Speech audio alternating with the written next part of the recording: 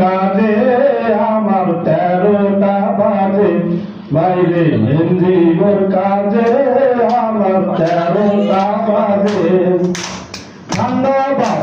গরম বউ বাইরে দুইটাছে বাইরে এনজিওর কাজে আমার 13টা বাজে বাইরে এনজিওর কাজে আমার 13টা বাজে সারাদিন কাজ করিয়া বাড়িতে যখন যায়